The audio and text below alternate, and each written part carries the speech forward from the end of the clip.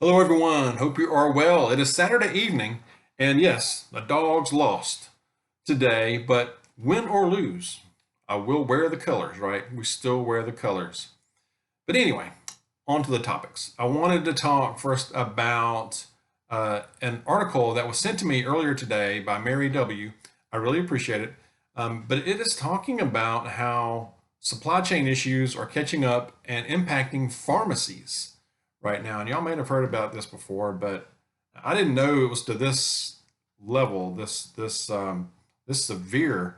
But it talks about how pharmacies are running low on critical medications.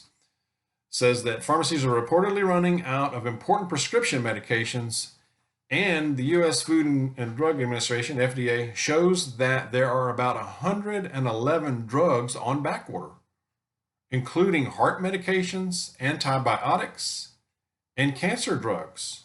Cancer drugs.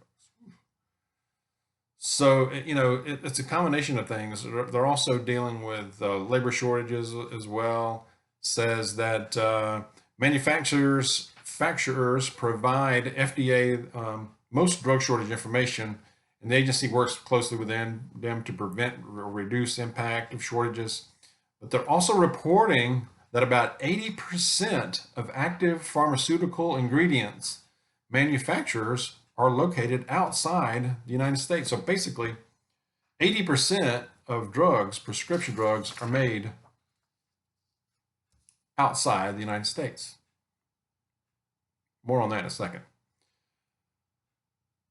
60 says a November survey released by the National Community Pharmacists Association found that the majority of independent pharmacy owners and managers are struggling to fill staff positions and deal with supply chain disruptions, in addition to market pressures.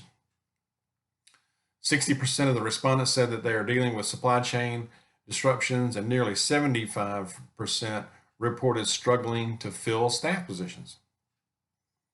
They're also worried about tax increases and inflation as well, on top of all that. So, uh, it's crazy. Only 31% respondents described the overall financial health of their businesses as very good or somewhat good. 28% described it as average, and 41% described it as somewhat poor or very poor.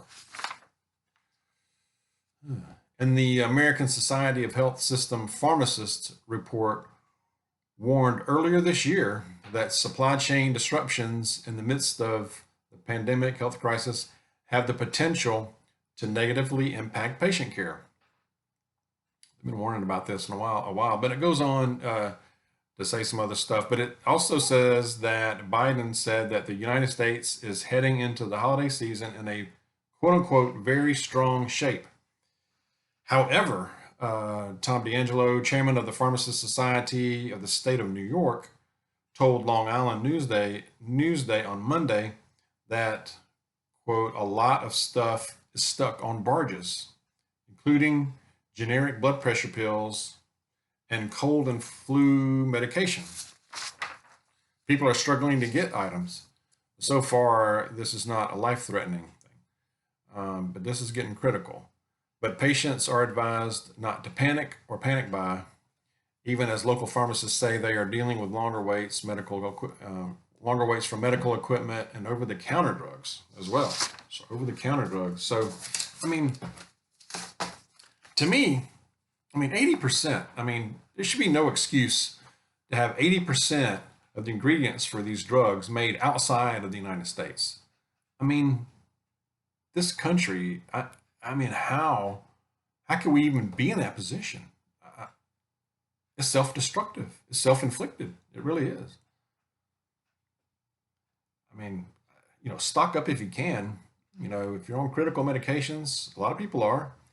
Stock up if you can. I know a lot of times with certain prescription medications, you can only order or get a certain amount at the time, and they won't let you refill anything after what, a month or so many days. So, but if you're able, try to stock up a little bit ahead, or as soon as you can. Start thinking about, depending on the situation, on what you're being treated for, start thinking about an alternative. Maybe there's an alternative generic drug, or if there is a natural remedy, now's the time to research that and see about any possible alternatives as far as natural, homeopathic, or remedies like that. So be a good time to look into that. So also, real quick, wanted to also, as a reminder, or just to speak about overseas as well, I'm really starting to get concerned about the Russia-Ukraine thing, and I know it's been talked about a fair amount, on the channels, and of course the news doesn't talk about it much at all because they just don't. But I ran across this article that says the United States sees Russia plans in the Ukraine. They're seeing them, or they think that they're going to invade Ukraine in early 2022. It says U.S. officials believe Russia is planning a multi-front military invasion of Ukraine involving as many as 175,000 troops as soon as early 2022. So this is something we really need to keep an eye on, because if that breaks out, it can affect all of us quickly. It really could. It says that the United States is taking recent signaling from the Kremlin very seriously and does not consider the matter a bluff, said a senior U.S. defense official. Russia already has 100,000 troops stationed along its border with Ukraine, which they're can do. I mean, they're in their country. They're in their own country of Russia. They can put troops wherever they want to, really. I mean, but when you put 100,000 on the border, okay, that's signaling something for sure. So it says that when asked about the report Friday, Biden vowed that the United States would make it, quote, very, very difficult for Russian President Putin to carry out the plan. I don't know what that means, but it says he says we've been very aware of Russia's actions for a long time. My expectation is we're going to have a long discussion with Mr. Putin. We will see. So what is the United States response so far? It says the plans involve extensive movement of 100 battalion tactical groups with an estimated 175,000 personnel, along with armor, artillery, and equipment. That's a U.S. official speaking. So that's what they're saying we will respond with. Okay. That's why I say we need to keep an eye on this, because if that goes into full kinetic conflict between the two and we're in it, we really need to watch that. I mean, we really do.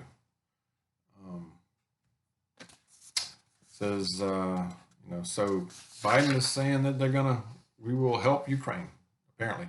Oh, the Russian foreign minister had a response, and he says this is the Russian foreign minister. He says the nightmare scenario of military confrontation is returning. Says frequent concerns raised by Putin about the United States and NATO activity near Russia. Russian president has called for the West to rule out any further eastward expansion of NATO and the deployment of weapons systems posing a threat to Russian territory, rather. So anyway, so the rhetoric is heating up. We just really need to, I'm going to keep an eye on this for sure. They're estimating maybe early 2022, or early in the new year when this may happen. It could happen anytime, really. Who knows? But anyway, keep prepping and praying for sure. All right, let's help each other. Let me know what you think about these stories in the comments.